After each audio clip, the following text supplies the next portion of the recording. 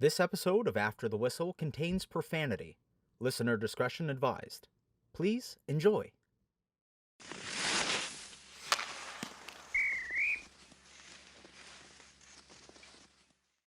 Go Morning, ahead, boys. Riv. This is your episode. What's This up? is episode 10. Rivs is dominating. He's got all the questions. He's got all the topics. Fire Like away, I have Riv. said before, I'm very clear with my position on this team. I am certainly Batman, or I am not Batman. I am Robin. So I'm sitting in the little sidecar there, JR. But listen, I see the clouds behind you, the light blue sky.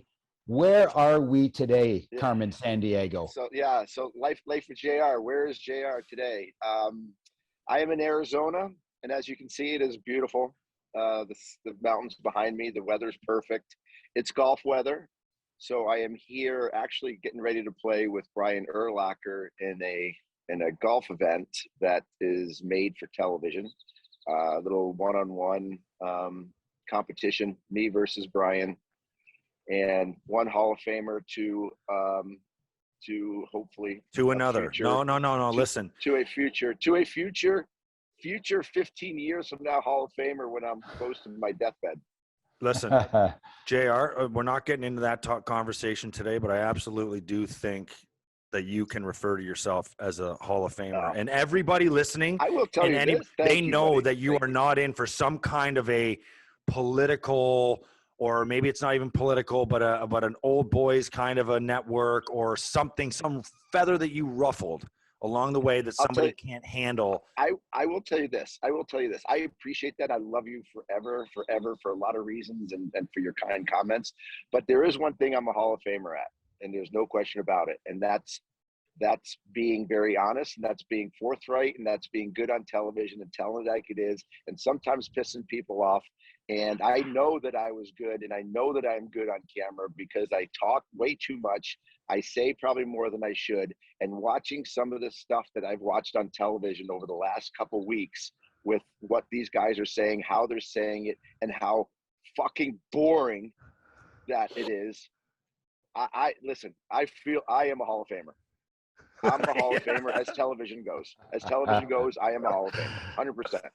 I love it. On the ice too. So you're golfing with Brian Urlacher. So how does that come about? Because you guys obviously cross paths with your time in Chicago when he was there, being absolutely dominant with the Bears.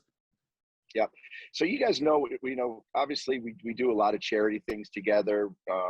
As athletes, you go to a charity event, you raise sports or business or entertainment, and there are a few people that really you're going to be great friends with forever, right? You just feel it. You feel the chemistry. You love their personality. There's not a minute that doesn't go by that you don't have a good time with that person.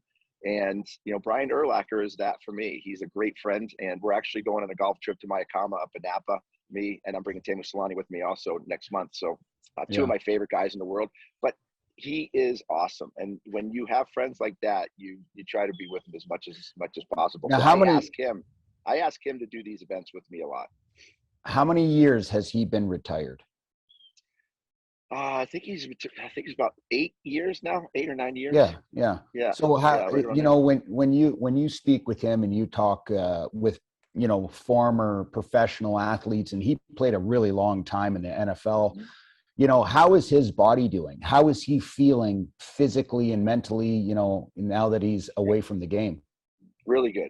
He's actually like a world-class bike rider. Like he's a mountain bike freak. He took me out mountain biking a couple of years ago, and he literally kicked the shit out of me. I mean, this guy is an absolute animal on a mountain bike, and he's in great shape still. I don't know anything about his head or whether he's had many concussions. He seems to be really with it all the time, but he's in great shape still, and takes care of himself. Yeah, that's a big man on a bike. Big man on a bike. You should see how high his seat is. His seat is all the way up to my armpits. It's crazy. I knew I read an unbelievable article about Urlacher years ago, and I just pulled it up here, and I'm sure you already know about it, but he was very open about his whole career, and he was on Real Sports talking about, basically what he had to do to play, right? Like, he was a wild man. Like, he was like, everybody always said that Brian Urlacher, when you played against Brian Urlacher, you feared him. Like, he was in control on the field. What's that? Yeah. He punished you. Yeah. He punishes you. I mean, he was a vintage linebacker, right? I mean, you look at some of the best in the game, Lawrence Taylor, all these guys that you literally look in their eyes and you know that when he gets near you, you're going to feel some pain. And that's how Brian played every down. So let me ask you this. How long do we have you for today? We've been beyond it. Like, I know you're busy. As long as you want. As long as you want. Well, there's a reason. I got a couple things like I want to talk to you about. Riv has hockey stuff. When we got to talk Bob Murray because you know him, right? And we got to talk some other stuff, like Cole Caulfield's dad. I'll tell you about what happened there and everything. But starting to think this kid's a bit of a problem child, but we can talk about that a little later. But yesterday, my kid's 8. He's really into basketball, so he's into basketball cards. But he also likes hockey cards, right? So I went downstairs yesterday to my basement. I have a box of cards, old cards, like from when I was a kid, but from way before I was a kid, that one of my friend's dads gave me bags. Mr. Montgomery, who was drafted by the Atlanta Flames, had bags of cards, just gave me bags of cards, right? So I went through and I found all these cards, and I found 3. I brought 3 to the table today. Okay. There's 2 of them. Okay. Here's number 1. I found this. This was mine when I was a kid. Still have it. Look at the condition it's in. You recognize this guy? Wow. Awesome. That's in my rookie year. That's my first Is that a rookie card? That's my first year in the league. And the reason why you know it is because I'm using a wood stick. Okay. And the reason why I had to use a wood stick is because that year I was playing half the year in junior with the Hall Olympics and half the year with the Chicago Blackhawks. Now, the reason why I'm using the wood Victoriaville stick is because the Quebec Major Junior League at that time, for whatever reason, maybe they were big time liberals or whatever, but they made you wear full face masks, neck guards, and you couldn't use aluminum hockey sticks. For whatever stupid reason, the Quebec Major Junior had that rule. So I couldn't use my aluminum sticks that I used as a young kid. So I had to go to wood stick, and that was the stick. So that's how I know that was my first year in the league. That literally my 1988-89. Card number 2. Bam! That's the same card. Same card. Just so you guys want proof that there's 2 of them there. Okay. Last card, and this is a rookie card also from 1980. Okay. So it's not you, JR. And this one I pulled this one out for Craig because I think Craig's going to tell you a great story about this guy. Okay. Here we go. Are you ready? And kaboom. Andy Moog rookie card. Wow, look at that card. No, I don't know if I painted everything kind of red or pink and it faded, or if the card was like that for whatever reason. But either way, it's clear it's not in mint condition. But anyway, what year is that, Pete? 1980. Oh, I think Andy Moog was in net when I scored my first 50th goal in Boston. I think he was the goaltender that I scored my first 50th goal. I'm not 100% sure, but I scored a few goals on Andy, but I think that was my 50th goal against Big Andy Moog or Little Andy Moog at the time. Well, that was 1980. Well, I'm sure all those goals got to him because he started a new routine, eh, Riv? Yeah, he was JR. He was my first roommate. No way. So in the 1994-95 season, no, it would have been 95-96. So it would have been my second year. I ended up getting called up, and they ended up putting me with Andy Moog. So Andy Moog at the time, he was 36. I didn't even know goaltenders had roommates. They shouldn't. They shouldn't after this story. So I'm a 21-year-old defenseman that gets called up from the minors. I was scared out of my bejesus. Not like these young guys today that, they get called up and they think they should be running the number 1 power play and playing 25 minutes a night. But I was just Or their happy to dads be think it's there. bullying on social media when a visiting team says, "Hey, are you playing tonight?" Because you played like shit in the first period. But go ahead, we'll talk about that later. Just another So example of a soft. I get called up. And you know, I'm waking up in the morning. Okay, I'm laying in my bed, and I can hear my roommate grunting, like like this. And I'm thinking to myself, I don't want to roll over and see what's going on over there. Yeah, you're afraid he's running out. So finally, hold on. Was the hand cream from the bathroom next to oh man. So anyway, I ended up rolling over, and I look, and I had the worst sight I have ever seen in my entire life. But a 36-year-old guy that had a body of a 75-year-old, and he was stretching in between the beds. So he had a towel down, he was stretching, and he was stretching obviously his back because his legs were over top of his head, and I get the full moon right in my face. Riv got what you call sunny side up eggs, and that's room service, Riv. So he didn't even bother to put on a pair of shorts to start stretching. He just gave you the straight dirty eye at you. Yes. Oh my God. He gave you the straight dirty eye. That is disgusting. Hey, I'm Ricky, welcome to the league. Which way were you facing? Were you at least facing the wall, or did you wake up kind of on your stomach with your head kind of turned to the middle? So my bed was closest to the window. I was laying on my one side facing the window, and with all this grunting and moaning and stuff, I just kind of like leaned back over, and right when I leaned over, I had the full moon, right, and all the salad and sausage and everything else was right there in my face. All I can think about is the movie Fletch Jr. when he goes, Moon River. Moon River. Wasn't there an elephant? Wasn't there an elephant named Babar? You got the whole hit. You got the whole hand in there, Doc. Yeah, using the whole fist there, Doc. So, I mean, obviously, that's why I pulled it. Awesome. I'd heard that story before.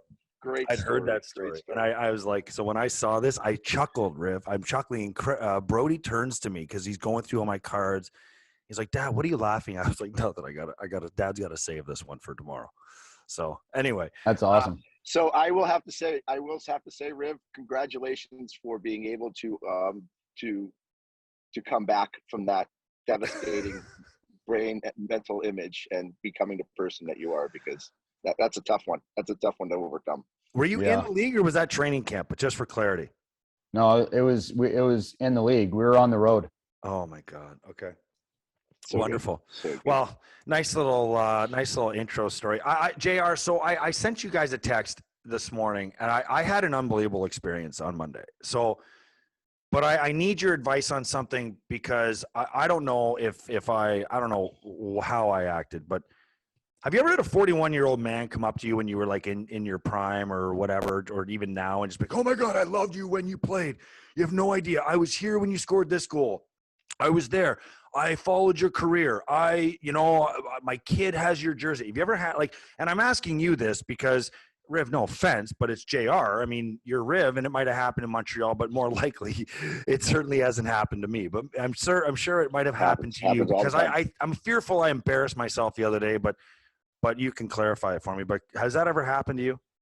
Yes, happens a lot, actually, and it's a great feeling. No matter when. I don't even care how old the person is. It's a gratifying feeling. It happens to me quite often. Yes. Yeah. Well, why? What do you got, Petey? Well, okay, so it's like there's a long it's a long story, and I'll try to keep it as short as possible. But so I met a band the other day that was so influential to me. And I'd say in my life, I mean, I still listen to them this day. I think they're still putting out really good music. In fact, I think their latest album is as good as they've ever been. And he acknowledged that when I met him the other day at this private 20-person concert, day of the concert, thank you to the Edge 103.3 here in Buffalo. They had an Edge session with Our Lady Peace. And Rain Maida, Mike Maida is his real name, and Duncan Coots, Rob Coots is his stage name, or Duncan's is, I can't remember. But either way, Coots, like they went to Ridley College. My father was the athletic director at Ridley College for 30 years in their time there. Okay. No way.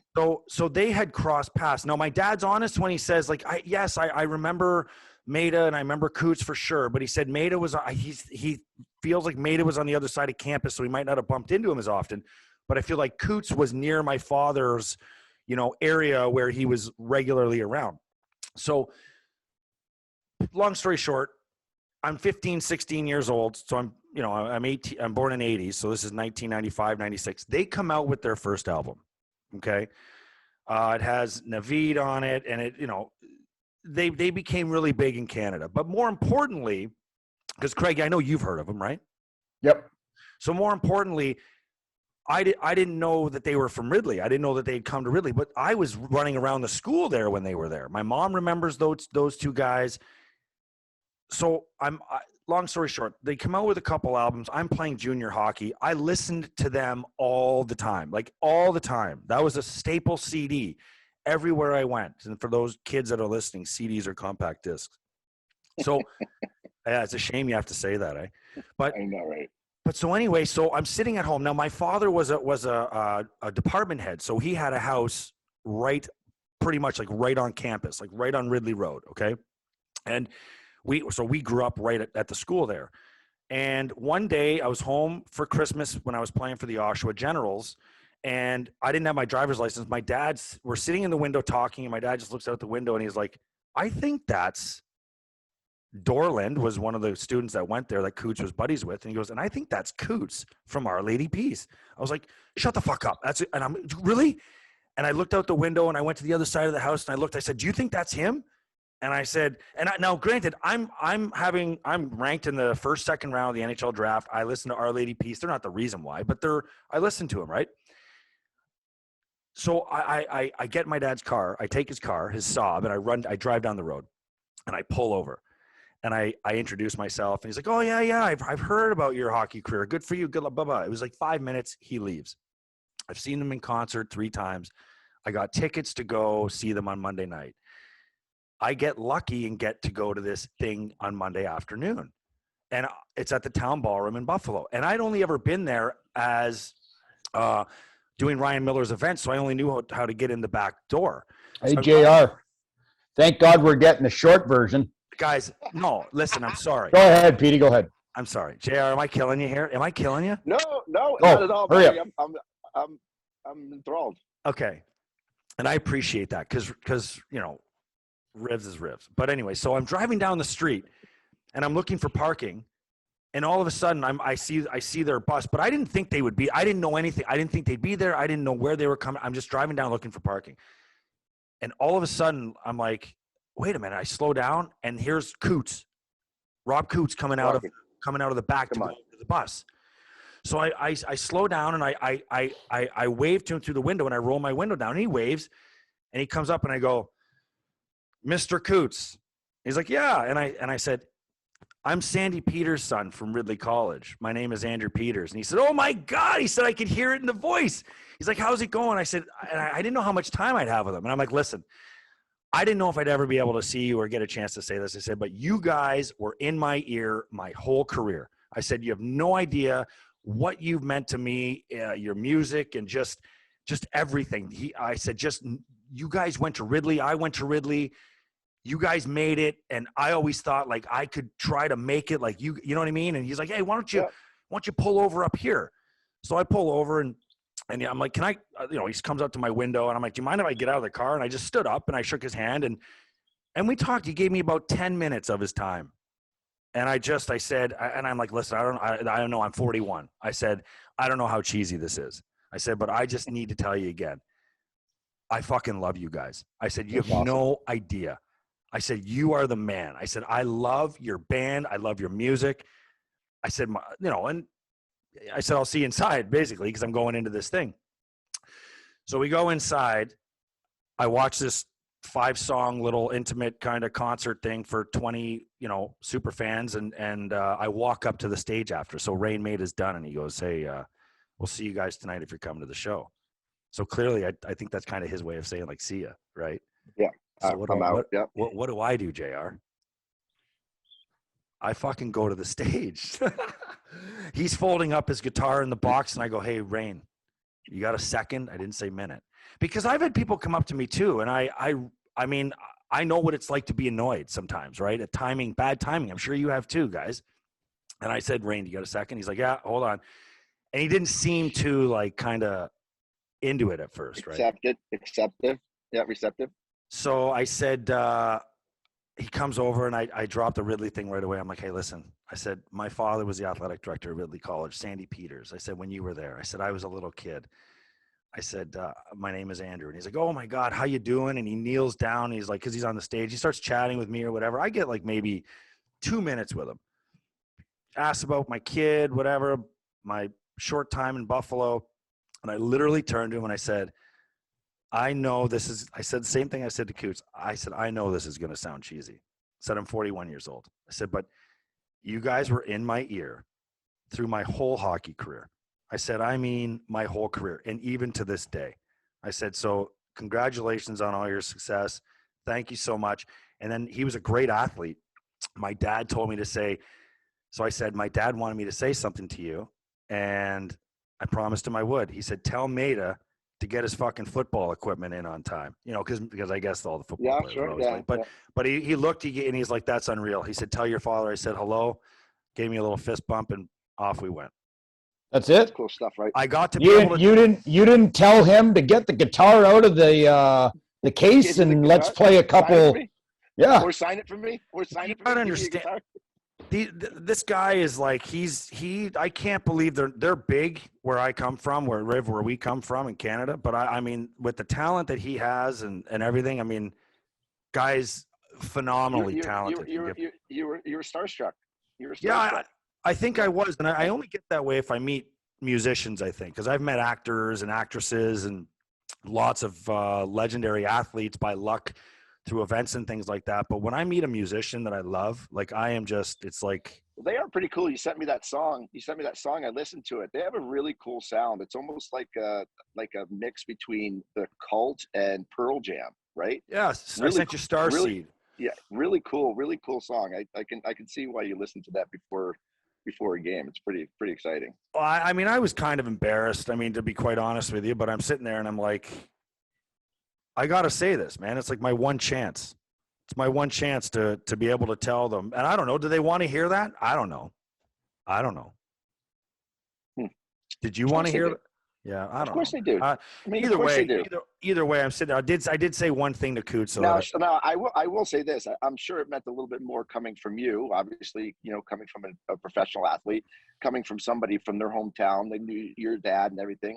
They just get somebody, just a regular fan. It's different coming from you. I'm sure they enjoyed it a little bit more, for no question. Well, sorry. Petey asked me to go. I just couldn't make it. I said to Riv, I go, hey, you want to come to the concert tonight? They're unbelievable. He knows who they are. He goes, you couldn't pay me $5,000 to go to that concert. I said, love Our Lady Peace. He goes, it's not the band. It's the crowd. It's the atmosphere. The crowds. I was just going to say, that's not Riv's scene. Going through a lot of people, banging shoulders, getting bumped all over the place, having sweat smell all over him. He said, fuck that. I could be at home listening to their 100%. Do you know that about Rivs? I do know that about Rivs. Okay. Yes. All right. I do. Yes. Well, thanks for letting me. I only played 1 year with Rivs, but I feel that I've learned a lot about him, and it was me, him, and Jumbo pretty much all the time, every trip. So I was very, very fortunate to learn a lot about Rivs, and that's why I love him so much. Well, yeah. Speaking of Rivs, because I know he's one of your favorites too. The fact that Jumbo is playing again this year in Florida and having a great time. Have you ever seen a teammate that is so beloved by every single person in a locker room or in an organization that I don't think there's one person that dislikes or doesn't think Joe Thornton is the best teammate they've ever had, or at least the most favorite teammate on the team. It's unbelievable. I think it comes down to respect, Jumbo, and we all know Jumbo, he is a big kid and he loves to have fun. And when you're on the road, when you're at home, he's inviting guys over to his house for Sunday football, or, any kid that comes into town that gets called up. Jumbo's like, oh, no, you're not eating at the hotel. You're going to come to my place. I'm going to feed you, blah, blah, blah. But when it was time to play, you knew it. The switch went off. And I'm going to tell you, he had a passion for the game and he wanted to succeed and he wanted the team to do well. And that's what I respect. He was the kind of guy that would be doing the worm like 5 minutes before the game. No, he's the guy. He's the guy that walks through the locker room as much as he can naked, just to give the boys a laugh and a show. Come on, boys, let's go. Time to go. Time to win a hockey game. Come on, boys. Boys. Look at this body, boys. Come on, look at it. Don't I look beautiful? Let's go. Time to win a hockey game. And he's the guy that shouldn't have been walking through the locker room naked. But he loved it. He has no shame whatsoever. Did you ever see the picture, JR, of Brent Burns? So the reason I brought that up is because he's on a team right now that has a legitimate chance to win a Stanley Cup. And wouldn't that be awesome to watch Joe Thornton, after all the years of as good as he has been, to finally win a Stanley Cup and making the right decision to go to Florida? I've got my fingers crossed for that man. You think Florida's a favorite to win the Cup this year? 100%. 100%. How can you not? I mean, obviously with what happened with them with Quenneville and everything with the coaching staff, they've had a couple losses since, but I still think that they are loaded. They are strong in every aspect of the game, and I would have to definitely put them as one of the top 3 contenders for sure. The absence of Quenneville with all that talent doesn't I don't say worry you. I mean, I'm not sure if you're worried, but Riv's cousin plays on the team. Riv's cousin is Mac Weegar. So, I mean, Florida is a team that obviously, we follow closely because of that. And I don't know. I thought after the Quenneville exit and everything, I just didn't know where this team could go, right? I mean, I think JR, can I tell you a quick story? Yeah.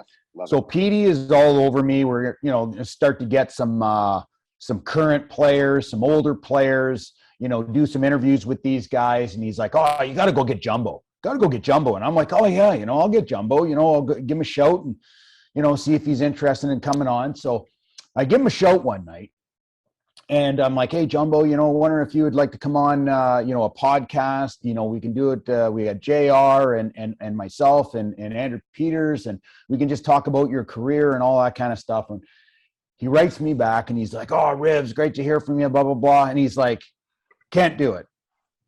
And I'm thinking to myself, wow, that's interesting, but, totally understand. I say, I get it, this and that, maybe another time, but, good luck in this stuff like that. I swear to God, JR, 20 minutes later, Quenneville steps down. Wow. So now I'm thinking to myself, I phone Petey. I'm like, Petey, he's going to think that I knew that Quenneville was stepping down, and that's the only reason I want him because, he's in Florida. Why do you think I asked you to get him when I did? Sure. No, it was total. That's so wrong. And I'm like, oh my, I feel sick. That makes you feel like shit. That makes you. It's terrible. Right? It's terrible. Like I'm trying to use Jumbo to talk about Quenneville when I wasn't even thinking anything of this. So I had to text him back. I text him back, and he's just not a good time right now. What did you say? Did you say I had nothing to do with Quenneville? I had absolutely no idea what was going on and that would ever happen. Did you tell him that? Yes. Okay. Yeah, you definitely don't want him thinking that you're taking advantage of his relationship, of your relationship. Exactly. That's what you were doing by trying to get him on the podcast, because of his popularity and everything. But Yeah, but I mean, people would Hey, love to JR, you know a hear. little bit about that. Hey, JR. Oh boy, do I know a little bit about that. Hey, thanks for the 5 years of service, yeah. JR. Here's a hoodie. Awesome. Anyway, we'll get Jumbo on at some point, and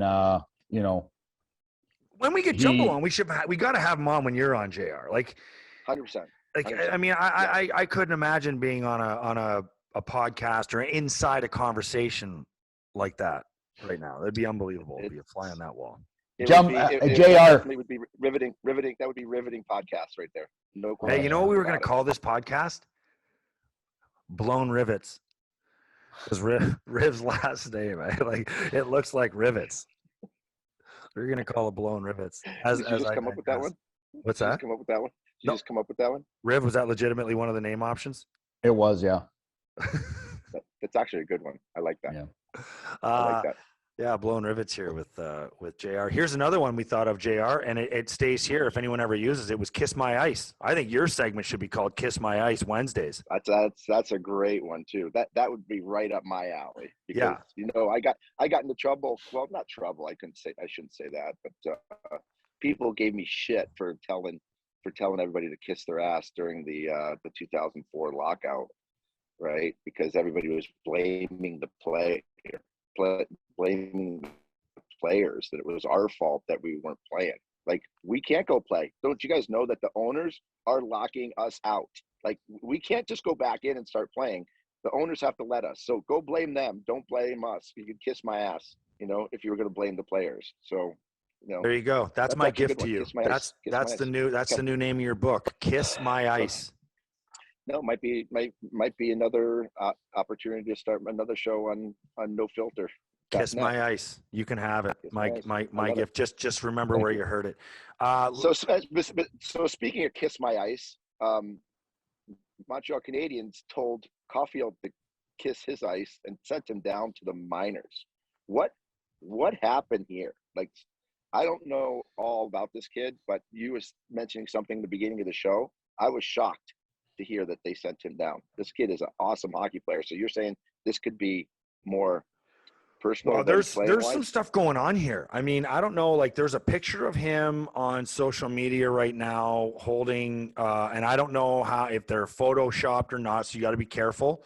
But holding 3 Scrabble pieces that spell out a homophobic slur, starting with the letter F. Okay, so that should spell that out for you.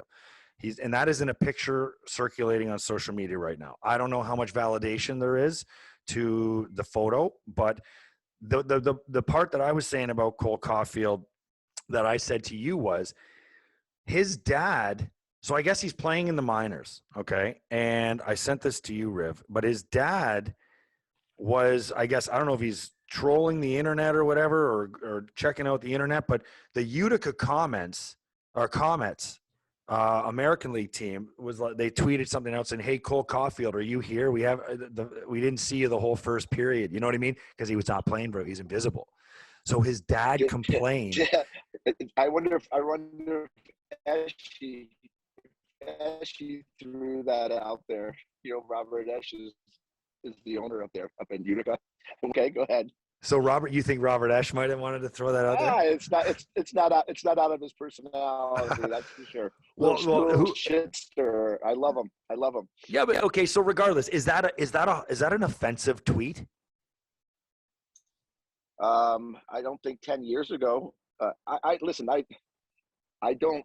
Is that like, bullying? Is that social media bullying?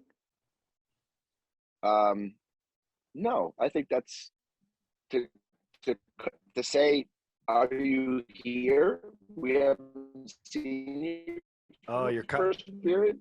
Is that what you're saying? Yeah, that's what they said. Basically, that's basically what it is. No, that's called gamesmanship. That's So called gamesmanship. That's not bullying. His father. Listen, I think the father right now is looking at his young son who has dominated the game of hockey at every single level for many years, whether it's at the National Development Program where he set records and then he went to Wisconsin and, now he had a really, really nice start with the Montreal Canadiens in the playoff run last year. And Cole Caulfield came in with insanely high expectations on him and started the season off in 10 games, had 0 goals and 1 assist, -3. Montreal, not liking the direction of their team, decides to say, hey, we're not winning this year, so why not send this kid down so he does not lose his confidence, go down, let him play, and go from there. And when I sit there and I listen to, a dad is unhappy because his kid's getting bullied on social media, that is not a text to me that you're getting bullied. No. And what the hell is your dad even out there right now in the media? Well, yeah, I guess so. So the Utica comments have been warned by the AHL that those kinds of comments are unnecessary. I'm paraphrasing. Fuck off.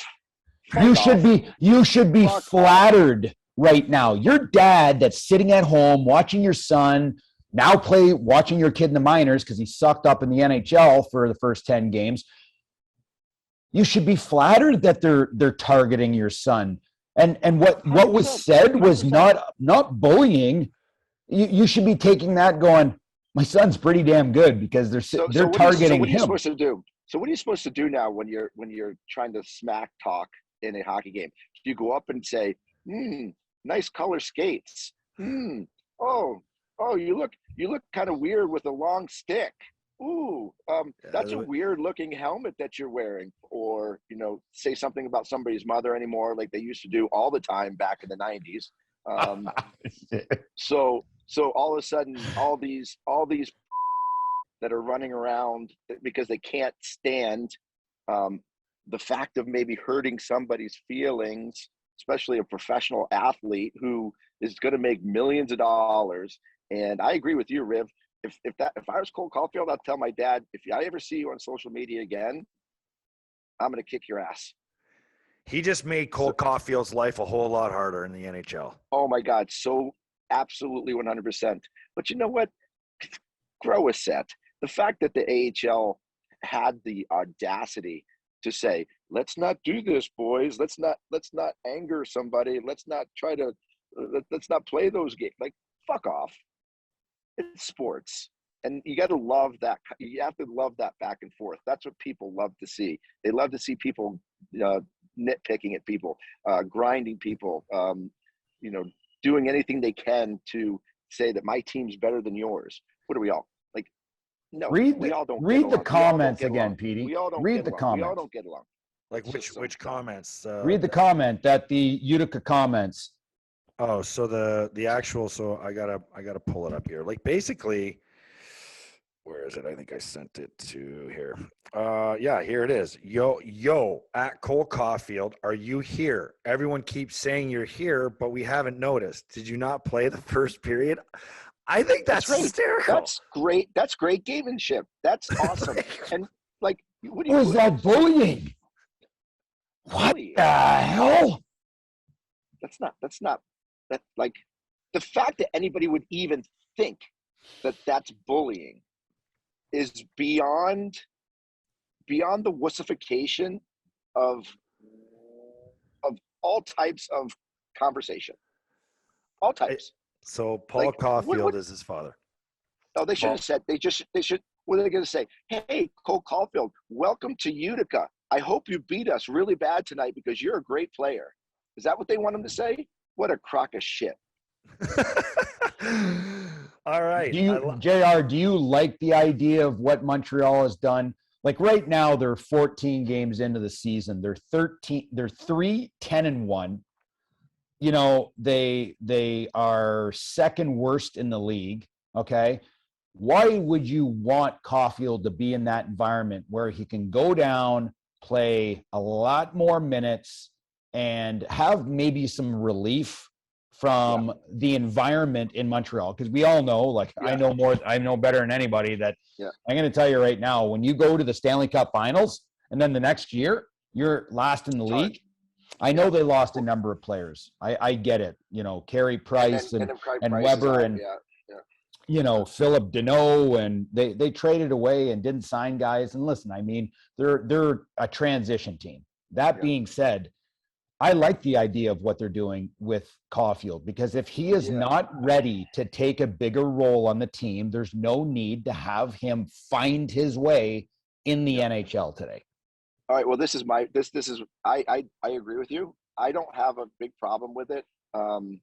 You definitely don't want a kid to get frustrated, not play well, lose games. There's no question about that. But this is where I have found that the worst part of being in the National Hockey League is the lack of communication on how things are done. Okay. If they turned around and said the right things to Cole and said, this is why this is why we're bringing you down.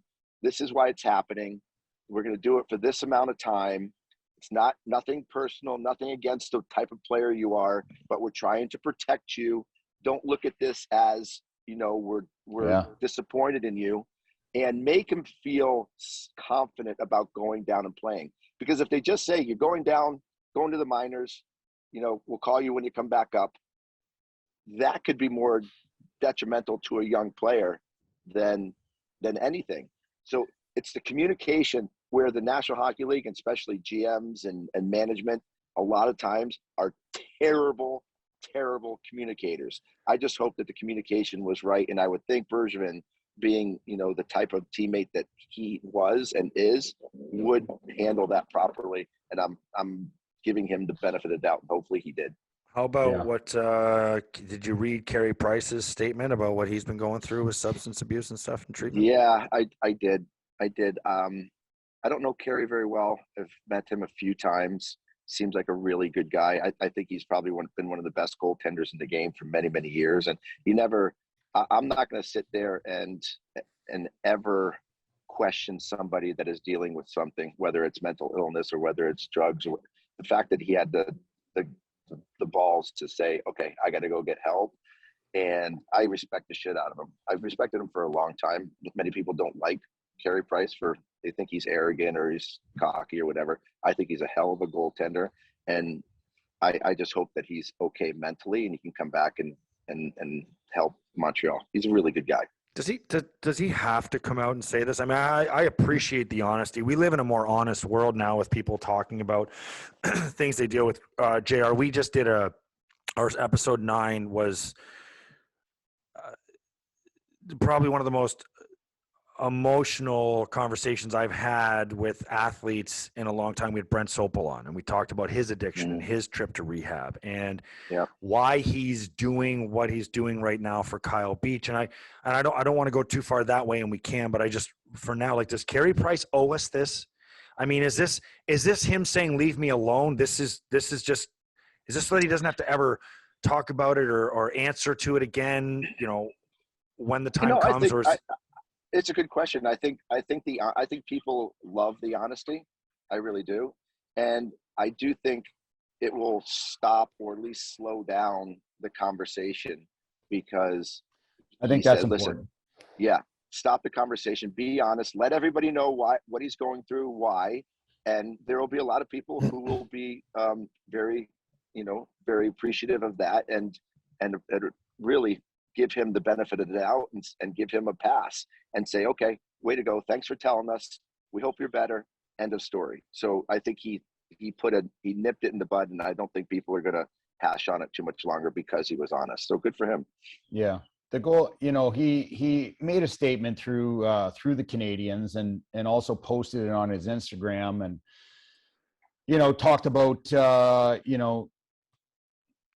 talked about substance abuse and things like that. And, he had said that over the last few years, I have let myself get to a very dark place, and I didn't have the tools to cope with that struggle.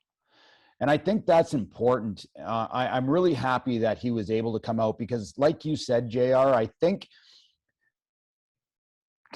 Carey Price has been arguably the best goaltender in the National Hockey League the last 12 years. Consistently, yeah.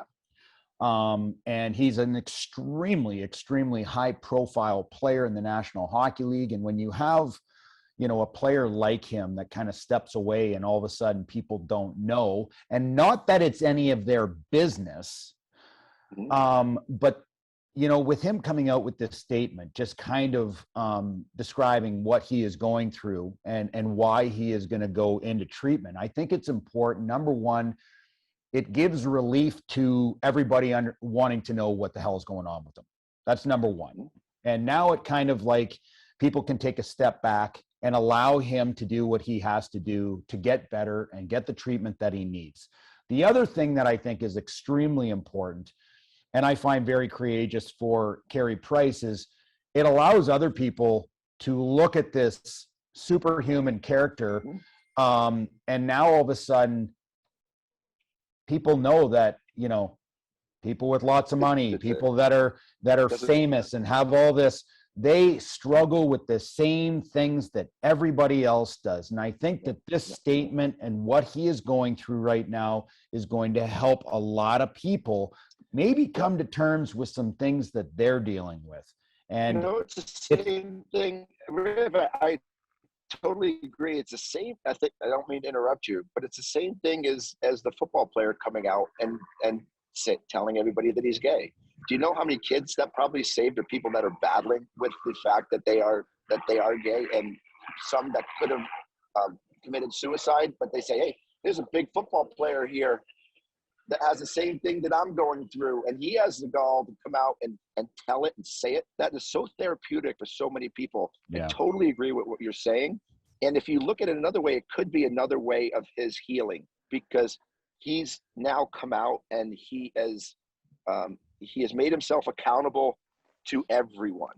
Yeah. And the first thing with a problem is identifying the problem, knowing that you have a problem, admitting you have a problem, but he admitted it now to the world. So now all the world is watching him, and that could be a part of his healing process, that now he's accountable for his actions, that everybody knows about it. That's a brave thing to do, man. That's Carl Nassib, and arguably the toughest sport in the world. I mean, coming out and saying that, I mean, you think about how many football players and athletes that were on teams that were afraid to be in a locker room and expose that secret, back in the day, like how many players have had I can't imagine that secret. I really can't. I mean, a lot of people would be like, I can only imagine. No, well, you can't imagine, because, that's an environment where, back, it was, only until recently was it ever truly being accepted in a locker room, right? I mean, let's be honest. So, yeah. So you're right. I mean, I think don't you think hockey would probably be the best sport for accepting, these situations for different people's personalities there. I know what you're saying. Like maybe today, JR. Maybe today, but I would say I would not agree with you back when I started to come into the league in the mid 90s. In the mid 90s, are you kidding me? That would be detrimental to you as a person to come out back then, because it was not accepted the same way as what it is now. Totally to be, I mean, you look at the people come out now, there's much more support and acceptance of people that of whatever, whether they're gay or whatever it is, I mean, I think people accept it more. We're in a different, we're in a different thought process, and you know what? It's a much better situation to be in. Yeah, I totally agree. Totally agree. Yeah.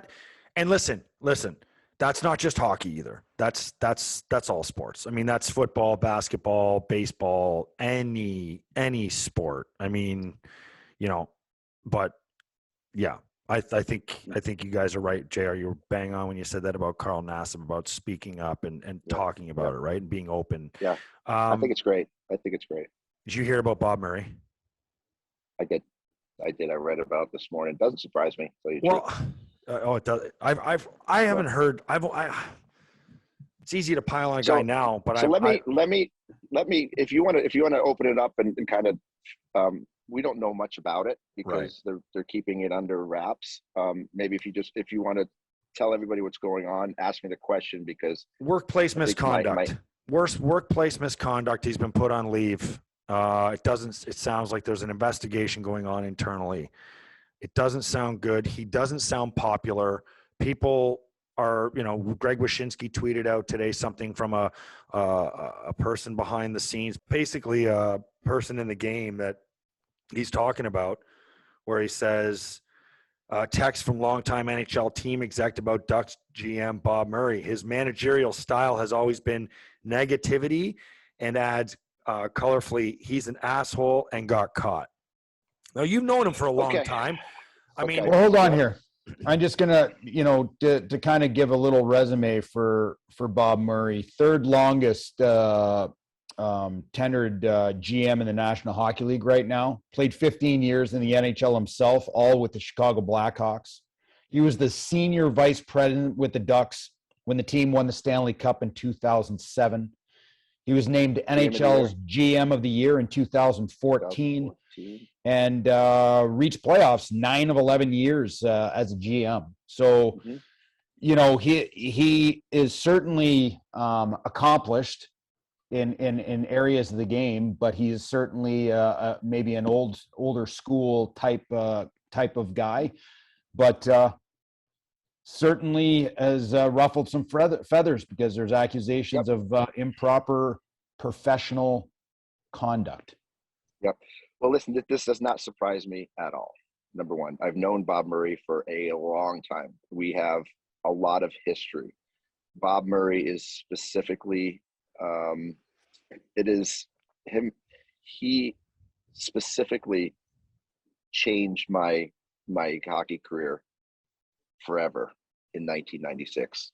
So Bob Murray was the general manager that traded me from Chicago to Phoenix in 1996, which was an uproar in Chicago.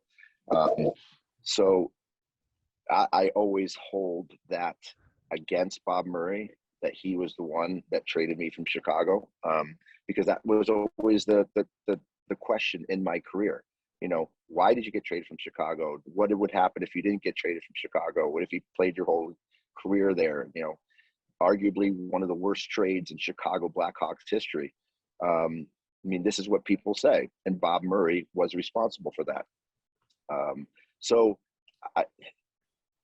Back then, it was a different mentality. And Riv, because what you were just saying about the late 80s, early 90s, it was a very different mentality. It was in your face. The Chicago Blackhawks, we would scream in the locker room. We would yell at each other. There would not be a practice where there wasn't a fight, a skirmish. It was just the mentality. And Bob Murray was one of those guys that was an old school mentality, hockey mind. And he's like a kind of a curmudgeon, right? He's just always looks like he's mad and doesn't look like he's happy all the time. And it just doesn't seem satisfied with anything. Very smart hockey man. But I can see him yelling, screaming, threatening, telling people who has the power, telling them if you don't do this, you're going to be shipped out. Control, abuse of power, threatening. Well, yeah, and you can't do that anymore. Like, I would like to know what players, if they were players or people that were in the management, I'd like to know who brought this out and made those accusations and started this whole thing, because those are pajama boys too. Can't handle it. Can't handle somebody yelling at them. Can't handle the pressure. Can't handle getting abused verbally. I used to get abused verbally all the time. I still get abused verbally all the time. So I have. You know how much money I can make right now going out and suing all the people that verbally abuse me and to say certain things. I'd be one of the richest men in the world. So I would love to know the people that started this accusation and started this investigation on Bob Murray. Is Bob Murray not today's typical type of personality for the National Hockey League? Absolutely. And I think the National Hockey League and a lot of sports are getting rid of those kind of mentalities, and he's going to be the next victim of it. But well, you know what? There's two ways of looking at it, right, JR? I mean, back when he was, GM back in the 2000s and part of those teams. You know, he grew up in an environment playing in the National Hockey League in the mid 70s and into almost like 1990 is when he retired. Then got into coaching or you know, senior advisor or vice president and then GM. The problem is he's 66 years old and his ways of doing things have not evolved. Okay, you cannot go and say the things to the people that you work with in the offices today that you used to be able to say 15 years ago. Things have changed. Yeah, So it's not. It doesn't you say. may not like it, but I don't really give a shit. Tell you the truth, I'm not anywhere associated with the National Hockey League, so I don't give a shit what they do. I have opinions about everything. I think people are too soft these days. That's just my opinion. And I know it's different times. You have to be careful about what you say and what you do. And you know, you have to coddle people more. And that's why I said Bob Murray is not going to be, he's not going to be in this league very much longer because it's his style is not of the times. Now, granted, does it suck? Yeah, but it's good. It's not the first time it's going to happen, and it's not going to be the last time. So it says the lack of surprise from sources about Bob Murray being placed on leave and being investigated is jarring. It doesn't say anything about sexual misconduct. It just says professional workplace misconduct. So, I mean, it's probably the way he spoke to someone in the office. There's no question about it. And I don't have any idea. I'm just throwing complete, you know, something at the wall. I totally agree with you. It's probably just the way he speaks. When you talk to Bob Murray, there's a tone, there's an aura, how you feel. It's different than like how you talk to Jumbo and the feeling how you feel when you talk to Jumbo. It's a different mentality. It's a different sound. It's a different tone. And it's, I know it's a tone that a lot of people would feel threatened, not threatened in, oh my God, he's going to beat me up, but threatened that this guy has power over my career. And that's for sure how Bob Murray has run his ship. And unfortunately, those ships aren't made anymore. And that ship has sailed. There's another ship that has sailed. It's the Jack Eichel ship. We'll wrap this up with you on the Eichel conversation. We've beaten this horse to death, and we haven't spoken to you about it. I'm not sure if you know this, humble brag, by the way, but I broke the news, AJR. I'm not sure if you caught that or not, but it was like 7:15 in the morning. Love it. Attaboy. Yeah, you know, early rise got the worm. What'd you think of the deal? You know, I liked it. I thought it was good for both teams. I love Tuck. I don't know if you guys watch this kid at all. I think this kid is a stud, and you're going to see some great things from him. I think the question how Jack's going to come back from this surgery. Did Vegas take a chance? Yeah, but if he comes back healthy, the Jack Eichel healthy, there's going to be a lot of happy fans in Vegas, and I think that team is again going to improve even more than they already are. I thought it was a good deal for both teams. What would you say to a former player or former analyst that said Tuck is a second, third liner at best? Yeah, he's a second liner. I think he's a second liner. Depending on the team that he's on. I've watched him a lot, and I've seen him do things and play at a level. Now that he's in a trade like this, a lot of people are going to be watching him more. He's going to be under the gun a lot more in Buffalo than he was in Vegas in terms of the people that are watching him, the media. He's got to raise his level more consistently than he did in Vegas and stay healthy. But I'm telling you what, when this kid is going, he's a beast. He's fast. He's strong. He can score goals. He's smart.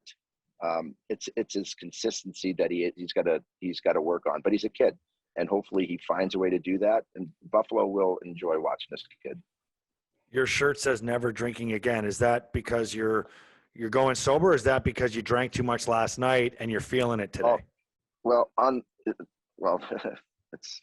It's like an everyday comment, but on the back it says, by the way, get me a beer. So that's how long it lasts, from the time that you read it on the front to the time you read it on the back. That's how long that comment lasts. Riv, do we have time for the Chipotle story with him, you think, or no? No. No You time. gotta save that. You gotta save that for Gio, because Gio is the one that kind of we were discussing that the other day. So the next episode Petey's got an unbelievable Chipotle story. These things only happen to Petey, right? So I got a picture of it and everything. You got to stay tuned for that one. And you're in Arizona, and I think Chipotle started in Scottsdale, didn't it? Yes, it did. Yeah. Yes, it did. There's actually one. I can see one right there. Right there. I might actually go get myself a little chicken bowl right now. That's a wrap on another episode of After the Whistle. Don't forget to follow us on Twitter, After the Whistle, and at Craig Rivet 52, at the Instigator 76. And you can find us, as you already know, on Apple, Spotify, and YouTube, and anywhere else where you can get your podcasts. Thanks for tuning in. Don't forget to spread the word.